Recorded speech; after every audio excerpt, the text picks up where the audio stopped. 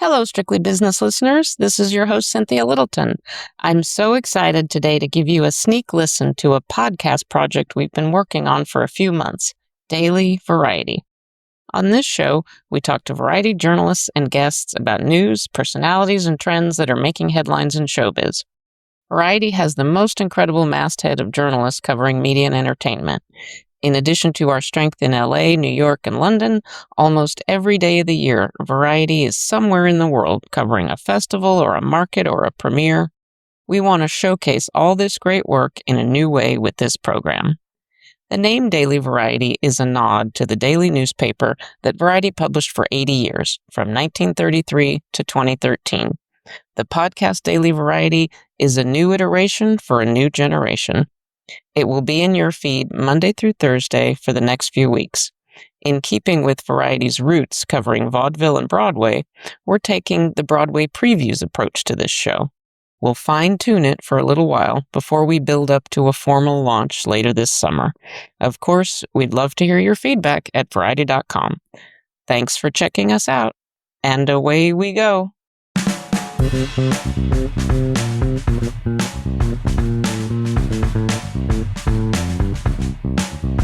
Welcome to Daily Variety, your daily dose of news and analysis for entertainment industry insiders. It's Monday, July 14th, 2025. I'm your host, Cynthia Littleton. I am co-editor-in-chief of Variety alongside Ramin Satuda. I'm in LA, he's in New York, and Variety has reporters around the world covering the business of entertainment.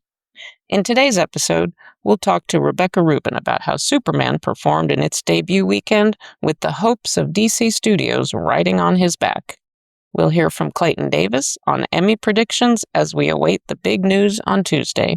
And Mark Malkin gives us a Just for Variety red carpet rundown on Sunday's toasty premiere of The Smurfs. Before we get to that, here are a few headlines just in this morning that you need to know. The cameras are rolling on the new Harry Potter.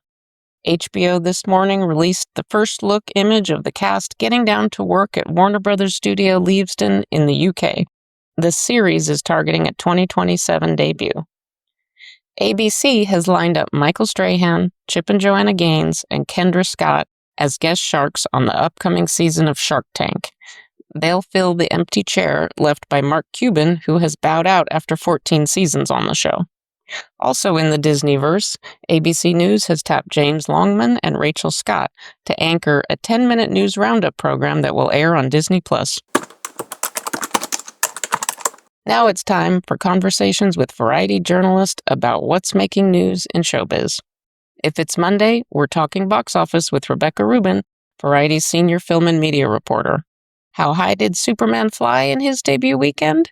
Was it enough to lay the foundation for a prosperous new DC cinematic universe? We break it all down, and we talk about what else she's watching out for at the box office this summer. Rebecca Rubin, our box office chief, thanks so much for joining me. Thanks for having me. Rebecca, this was another big weekend at the box office. So many eyes on Superman. How did this movie perform? This weekend was especially important because Superman didn't just have the responsibility of being a big hit for the studio. It's set up to relaunch DC Studios, and they have struggled a lot in the past. And there was a lot riding on Superman, and it had a really great opening weekend. It opened to $122 million in the US and Canada, which was enough to rank as the third biggest opening weekend of the year after Minecraft and Lilo and Stitch. And it ended up making a little over $200 million globally. And that is in part because the international numbers were actually a little bit softer than expected. It was supposed to open to $100 million and it ended up opening to $95 million. So not a huge difference, but some box office analysts are saying that Superman is such an American character that could be why it's over-indexing in North America. And as you know, the brand of America has gone through a lot of changes in recent months. But let me ask you, just in terms of domestically, was that in the range of what was expected? I think this is pretty on par with what a lot of people were expecting. And that's partially because Superman is such a recognizable character. But at the same time, it's a very earnest, feel-good character at a time when it's easier to be cynical and sarcastic and snarky, and that's a lot of the comic book movies that we've seen. So there was a real question of, do people want to see this version of escapism that is an optimistic, lighter version of a comic book character? The turnout seems to be an endorsement in people wanting something a little bit lighter. And I think it's a little more kid-friendly. Almost 30% of opening weekend crowds were under the age of 25. So I think that's sort of a testament to James Gunn's decision to make a change from the prior darker take on the DC Extended Universe that was spearheaded by Zack Snyder.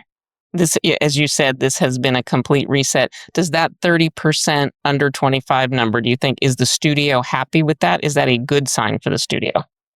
Well, you definitely always want to get younger viewers invested because James Gunn and Peter Safran, who are the new heads of DC, have outlined this 10-year plan for DC. And so if they're getting people invested at a younger age, that bodes well for the longevity. So they're happy that young people seem to be excited about this.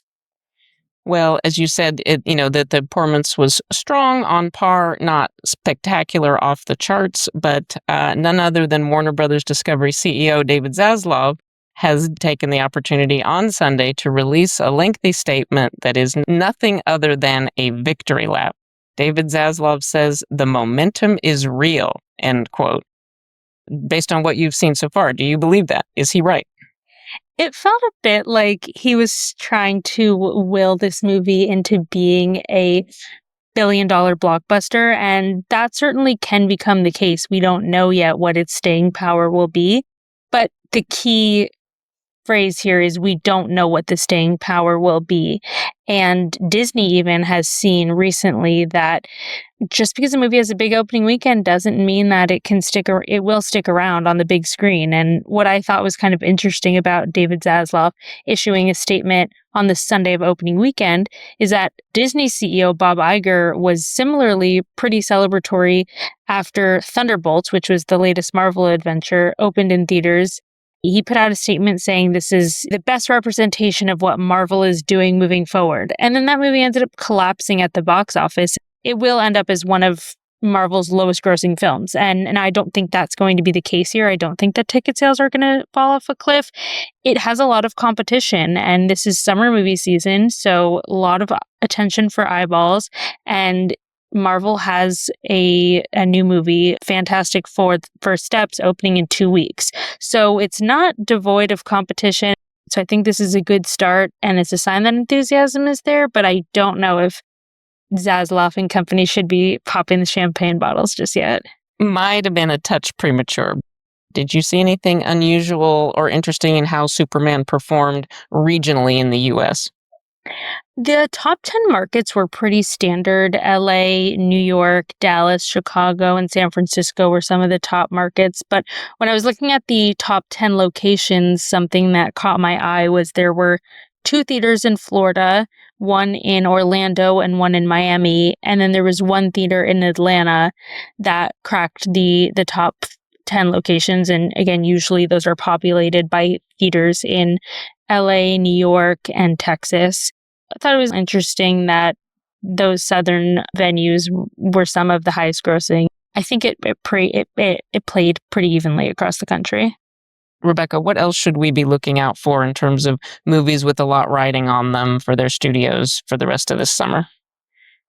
The next big release definitely is the Fantastic Four: First Steps, because Marvel has also had a pretty rocky go at its comic book movies. And this one, people feel optimistic that it's doing something different in a good way.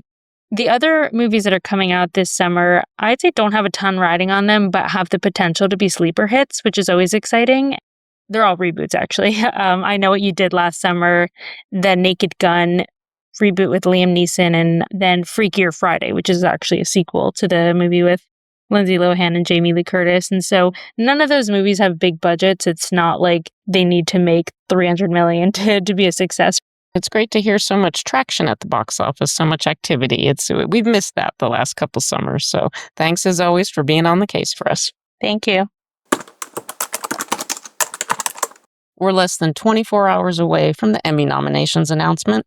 Nobody has a keener, spidey sense of what's going to happen tomorrow morning than Clayton Davis, Variety's chief awards editor. Clayton Davis, thank you for making time for me. This is your busy season. This is the time we all wait for.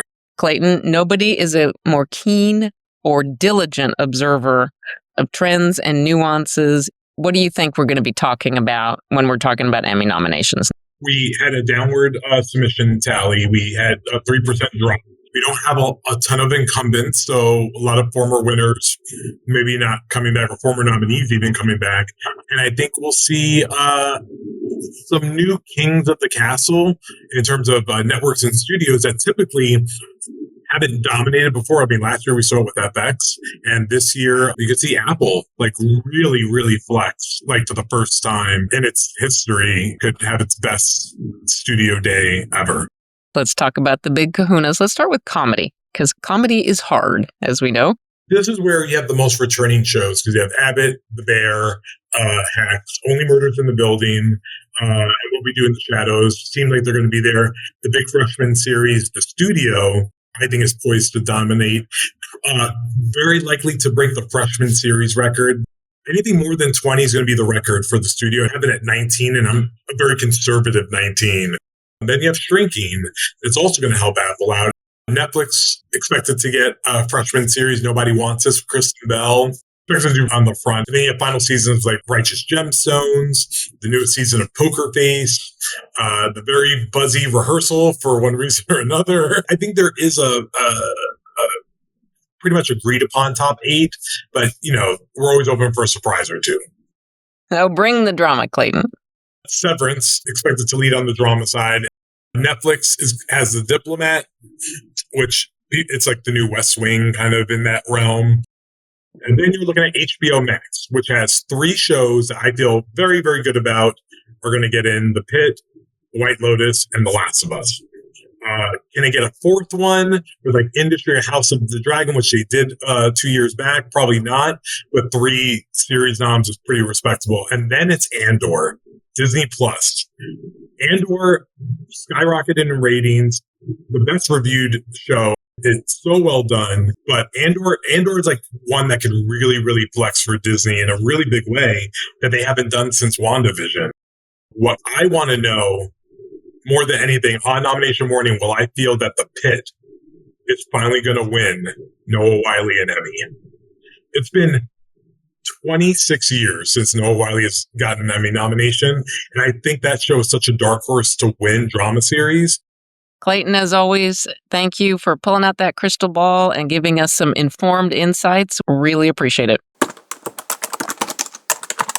Now we hear from Mark Melkin, Variety's senior culture and events editor, with his report from the Smurfs premiere. The event's subtitle might have been Waiting for Rihanna, as Mark explains. Thanks, Cynthia. Paramount cast a blue spell on its famed Hollywood lot on Sunday afternoon for the premiere of its latest Smurfs movie. Rihanna, who arrived with her and A$AP Rocky's sons Riot and RZA almost 2 hours after the screening ended, insisted the Chris Miller-directed movie isn't just for kids. Is this just for the kids? You're Smurfette. Have they seen your voice coming out of Smurfette? They have not yet. But this is not just for the kids. I'm going to be a little selfish on this one because I'm super fan of the Smurfs. I've always been a fan, but I'm really excited for a new generation of Smurfs fans. While a sequel hasn't been greenlit just yet, I asked Rihanna which Smurf she thinks A$AP Rocky could play if he was cast. Freestyle Smurf. Fashion Smurf. and damn, there's already a Papa Smurf. Yeah, but he could play Papa Smurf too. Also on the carpet, Ted Lasso star Hannah Waddingham, who plays an evil wizard in Smurfs. My daughter's just about to turn 11, and I'm not going to lie, I'm a pretty cool mum right now. Smurfs is in theaters July 18th. As we close out today's episode, here are a few things we're watching for. Actually, more than a few things. This week is hopping. We've got Emmy nominations on Tuesday. We've got ESPN's ESPY Awards in LA on Wednesday. Variety hosts its annual sports and entertainment breakfast the next morning. Later on Thursday, we have Netflix's second quarter earnings report. That always sets the tone for the rest of big media earnings to follow. Friday, we'll see the wide releases of Paramount's The Smurfs and Sony Pictures' I Know What You Did Last Summer. And up in Montreal, Variety will celebrate the unveiling of our 10 comics to watch choices this year as part of the Just for Laughs Comedy Festival. We'll cover it all on Variety.com. Before we go, congrats to Kate Laffey, who has joined 5th season as Senior VP of Acquisitions. She comes to the company after stints at Number 9 Film and Paramount. She's based at 5th season's international distribution headquarters in London. Thanks for listening. This episode of Daily Variety was written and reported by me, Cynthia Littleton, and Mark Malkin, with contributions from Rebecca Rubin and Clayton Davis. It was edited by Aaron Greenwald. Sticks, Nicks, Hick, Picks. Please leave us a review at the podcast platform of your choice, and please tune in tomorrow for another episode of Daily Variety.